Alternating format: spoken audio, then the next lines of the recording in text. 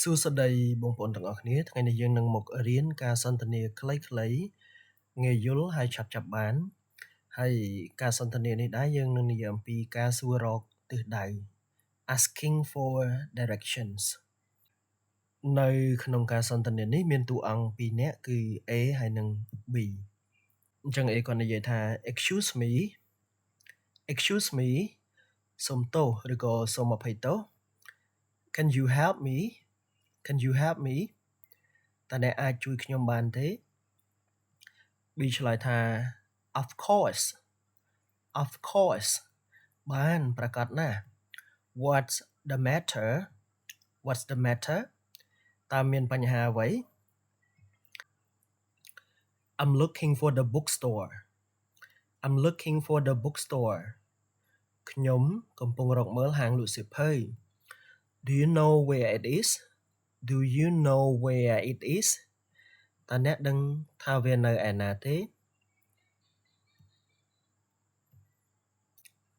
Yes, go straight for about 200 meters, then turn left.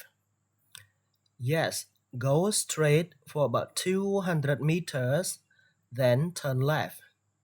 បាទទៅមុខត្រង់ប្រហែល200ម៉ែត្របន្ទាប់មកបត់ឆ្វេងចឹងពាក្យថា go straight នេះបកប្រែថា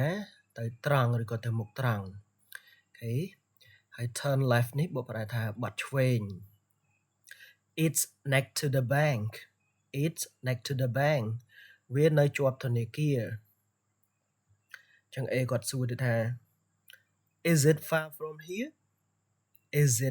from here តើវានៅឆ្ងាយពីទីនេះទេ No it's only a 5-minute walk អត់ទេវាត្រឹមតែឬក៏វាគ្រាន់តែ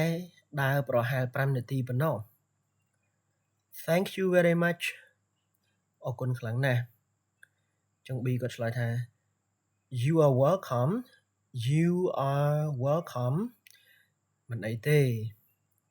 បាទអញ្ចឹងការសន្ទនាខ្លីរបស់យើងគឺមានតែប៉ុណ្ណេះអរគុណសម្រាប់ការតាមដានទស្សនាជួបគ្នានៅវីដេអូក្រោយទៀត